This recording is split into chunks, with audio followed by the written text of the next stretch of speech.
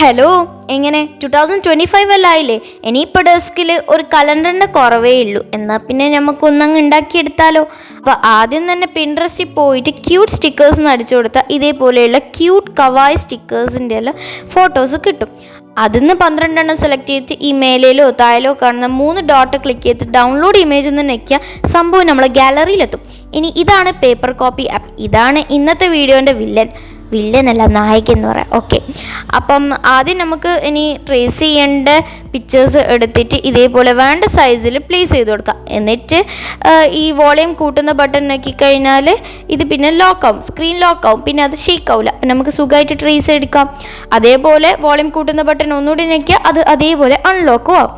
അപ്പം ഇനി വേണ്ട സൈസിൽ നമുക്ക് ഇതേപോലെ വെച്ച് കൊടുത്തിട്ട് അതിൻ്റെ മേലൊരു പേപ്പർ വെച്ച് നമുക്ക് വേണ്ട പിക്ചേഴ്സെല്ലാം ട്രേസ് ചെയ്തെടുക്കാം. നിങ്ങൾക്ക് വേണമെങ്കിൽ ഒരു തീമിലെല്ലാം ആയിട്ട് കലണ്ടർ സെറ്റ് ചെയ്യുക. അങ്ങനെ ചെയ്താൽ നല്ല ഭംഗിയുണ്ടാവും. ഞാനിവിടെ മിക്സ്ഡ് ആയിട്ടുള്ള തീമിലാണ് എൻ്റെ കലണ്ടർ സെറ്റ് ചെയ്യുന്നത്. ഇനി ഇങ്ങനെ കഷ്ടപ്പെടാൻ താല്പര്യമില്ലാത്ത ആൾക്കാർ ഇങ്ങനെ പിൻട്രസ്റ്റിൽ ക്യൂട്ട് കലണ്ടേഴ്സ് എന്ന് അടിച്ചു കൊടുത്താൽ കുറേ പിക്ചേഴ്സ് കാണും. അതിലേതെങ്കിലും എല്ലാം ഡൗൺലോഡ് ചെയ്തിട്ട് പ്രിൻ്റ് ചെയ്താലും മതിയാവും. പക്ഷേ നമുക്ക് കഷ്ടപ്പെട്ടാലല്ലേ ഒന്ന് സന്തോഷമാവുള്ളൂ.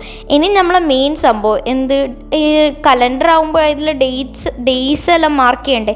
അങ്ങനെ ഇനി നമുക്ക് എല്ലാം ശ്രദ്ധിച്ച് ജാനുവരി ടു ഡിസംബർ ഉള്ള എല്ലാ ഡേയ്സും കൃത്യമായിട്ട് മാർക്ക് ചെയ്യാം. ഇല്ലെങ്കിൽ പിന്നെ കലണ്ടർ എന്ന് പറയും അതിന്.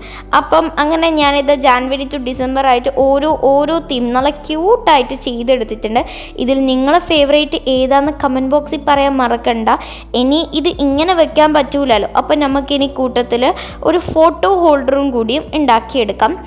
അപ്പം ഇതെല്ലാം എൻ്റെ കലണ്ടേഴ്സ്. ഇതിലേത് ഇഷ്ടപ്പെട്ടതെന്ന് കമൻറ്റ് ബോക്സിൽ പറയാൻ മറക്കണ്ട.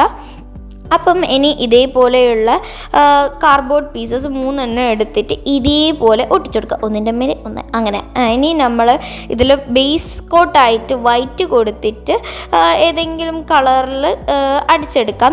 എനിക്ക് ആദ്യം ഒരു കളറെന്ന് പറയുമ്പോൾ പിങ്കാണ്, അതുകൊണ്ട് ഞാൻ പിങ്ക് തന്നെ അടിച്ചു കൊടുത്തിട്ടുണ്ട്. അപ്പോൾ ഇതാണ് നമ്മുടെ കലണ്ടർ. ഇഷ്ടമായിട്ടുണ്ടെങ്കിൽ സബ്സ്ക്രൈബ് ചെയ്യാൻ മറക്കണ്ട.